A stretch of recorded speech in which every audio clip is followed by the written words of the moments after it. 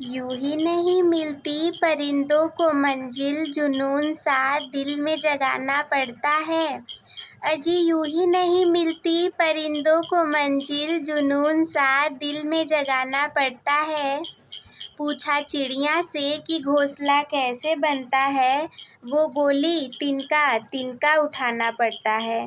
Hello my dear lovely students, welcome back to my channel smart student with Shraddha में मैं आप सभी का भरपूर स्वागत करती हूँ।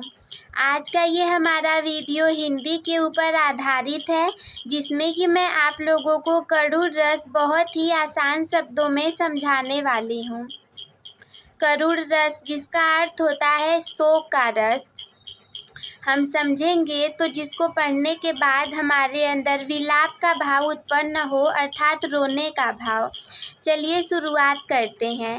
ये आप लोगों की परीक्षाओं में हमेशा पूछा जाता है, तो हम क्या करेंगे, हम सबसे पहले हेडिंग डालेंगे ब्लैक कलर से परिभाषा। परिभाषा हम हेडिंग डाल देंगे यहाँ पर। ये आप लोग की परीक्षाओं में पूछा जाता है 2 से 3 नंबर का लगातार, तो हम लोग इसे अच्छे से क्लियर करेंगे। परिभाषा में हम लिखेंगे करूड़ रस का, सबसे पहले हम लिखेंगे इसका स्थायी भाव। कोई भी आप लोगों को रस दिया रहेगा पढ़ने के लिए, तो आप लोग सबसे पहले उसका स्थायी भाव लिखेंगे, और इसका स्थायी भाव क्या है, शोक है। हमने लिख दिया कि करूड़ रस का स्थायी भाव शोक है। अब हम लिखेंगे कि हम किसे करूड़ रस किसे कहते हैं, तो हम लिखेंगे शोक नामक स्थायी भाव का। इसमें मैं आप लोगों को बिल्कुल आसान ट्रिक बताने वाली हूँ, वीडियो में अंत तक बने रहें। शोक नामक स्थायी भाव का विभाव, अनुभाव और संचारी भावों के साथ मैं बहुत ज़्यादा आप लोग को इसमें इंटरेस्टिंग जानकारी देने वाली हूँ। जब शोक नामक स्थायी भाव का विभाव, अनुभाव और संचारी भाव के साथ संयोग होता है, आप लोग को बस समझ में आ जाएगा तो अपने ही तरीके से लिख देंगे।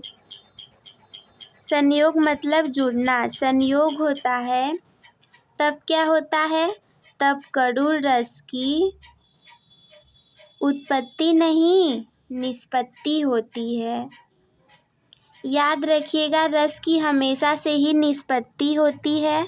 निष्पत्ति और उस उत्पत्ति में अंतर है। अधिकतर स्टूडेंट लिख देते हैं कि उत्पत्ति होती है, तो वो गलत हो जाता है। आपको हमेशा लिखना है निष्पत्ति होती है। हम क्या करेंगे, हम लिखेंगे करूड़ रस का स्थायी भाव शोक है। शोक को मैंने दूसरे पेन से लिखा है, अंडरलाइन करके हम याद कर लेंगे।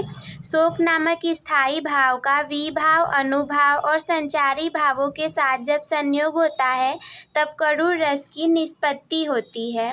अब हम उदाहरण के रूप में लिखेंगे, हम हेडिंग डालेंगे उदाहरण। मैं जैसे जैसे लिख रही हूँ बिल्कुल ऐसे ही आप लोग को याद करके लिख देना है। उदाहरण में हम लिखेंगे, बहुत ही चर्चित उदाहरण है इसका, मणि खोए भुजंग सी जननी। आप लोग बस 2 बार पढ़ेंगे, ये एग्जाम्पल आप लोग को याद हो जाएगा। फन सा पटक रही थी शीश, मणि खोए भुजंग सी जननी, फंसा पटक रही थी शीश। आगे हम क्या लिखेंगे, अंधी आज बनाकर मुझको,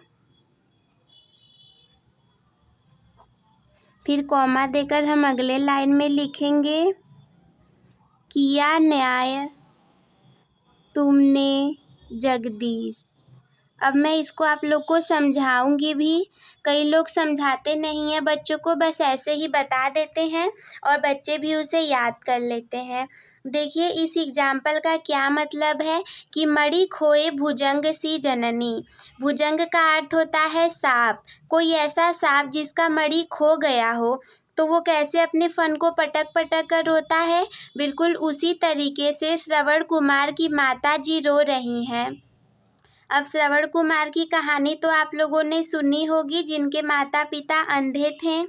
अंधी आज बनाकर मुझको किया न्याय तुमने जगदीश।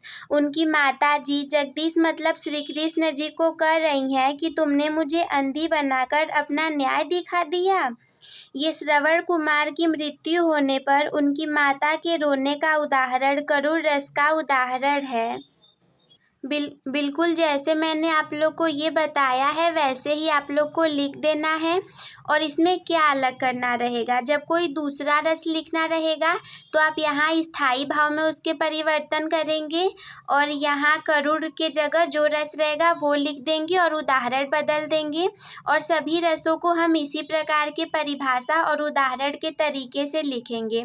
मान लीजिए आपको हास्य रस का लिखना है तो आप इसमें क्या चेंज करेंगे, आप चेंज करेंगे हास्य रस का स्थाई भाव हास है। हास नामक स्थाई भाव का जब विभाव अनुभाव और संचारी भाव के साथ संयोग होता है तब हास्य रस की निष्पत्ति होती है। बस ऐसे ही लिख देंगे, हो जाएगा। और मेरे सारे स्टूडेंट से वीडियो कैसी लगी कमेंट बॉक्स में ज़रूर बताइएगा। वीडियो देखने के लिए धन्यवाद।